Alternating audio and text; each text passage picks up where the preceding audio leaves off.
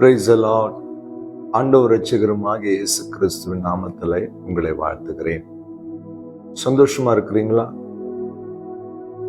ஆண்டவர் ஒவ்வொரு நாளும் அவருடைய வார்த்தைகளை நமக்கு கொடுத்து அந்த வார்த்தையின் வெளிச்சத்தில் நம்மை நடத்தி கொண்டிருக்கிறார். அநேகரை ஆறுதல் படுத்துகிறார், உற்சாகப்படுத்துகிறார், பலப்படுத்துகிறார், தைரியப்படுத்துகிறார், விசுவாசத்திலே உறுதிப்படுத்துகிறார். இன்றைக்கு ஒரு ஆழமான ஒரு வசனத்தை தியானிக்க போகிறோம். காரணமே இல்லாமல் எங்களுக்கு விரோதமாக மனிதர்களை சத்துரு எழுப்புகிறான். எங்களுடைய வேலை ஸ்தலங்களிலே எங்களுக்கு சத்துருக்களை எழுப்புகிறான். எங்கள் ஊழியத்தின் பாதையிலே சத்ருவானவனை எழுப்புகிறான்.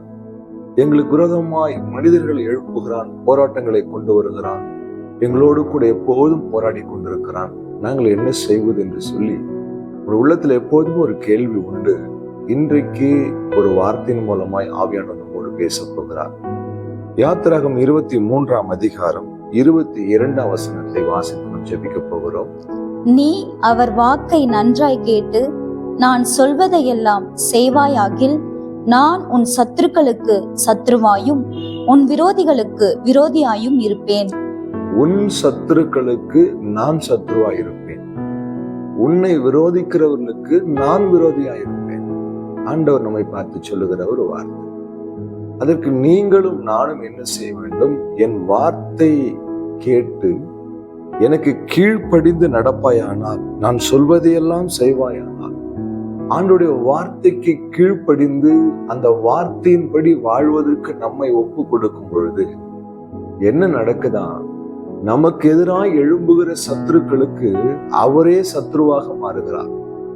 நம்மை பகைக்கிறவர்களுக்கு அவர் பகையனாய் மாறுகிறார். எவ்வளவு பெரிய வார்த்தை பாருங்களேன். இஸ்ரவேல் ஜனங்கள் வனாந்திரத்தில் வழிநடத்தி கொண்டு வரும்பொழுது மோசையை பார்த்து கர்த்தர் சொன்ன வார்த்தை, நீங்கள் சும்மா இருப்பீர்கள், கர்த்தர் உங்களுக்காக யுத்தம் செய்வார். நமக்காக யுத்தம் செய்கிற ஒரு தகப்பன் உண்டு. காரணம் இல்லாமல் நம்மை விரோதிக்கிறவர்கள், நமக்கு எதிராக எழும்புகிறவர்கள், உன்னை அழித்து விடுகிறேன், உன் இருந்த நிலைமையை மாற்றி விடுகிறேன், உன் பெயரை கெடுத்து விடுகிறேன் என்று சொல்லி நமக்கு எதிராய் எழும்புகிற சத்துருவுக்கு முன்பாக ஆண்டவர் நமக்காக யுத்தம் செய்கிறார்.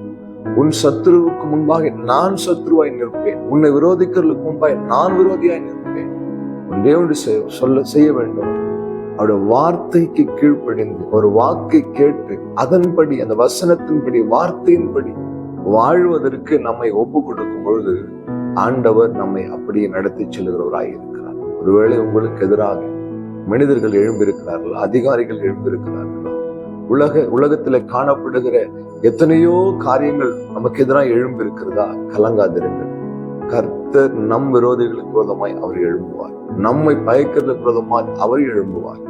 நாம் அவர் வார்த்தையின்படி வாழ ஒப்பு கொடுக்கும்போது அவர் அப்படியே செய்வார். இந்த வார்த்தைக்கு நம்ம ஒப்பு கொடுத்து ஜெபிப்போமா? அன்பும் இரக்கமுள்ள நல்ல ஆண்டவரே, இந்த வார்த்தைக்காக ஸ்தோத்திரம்.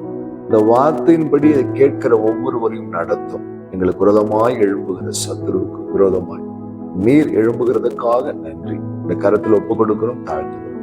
இயேசு கிறிஸ்துவின் நாமத்தில் பிதாவே, ஆமென். ஹல்லேலூயா. God bless you.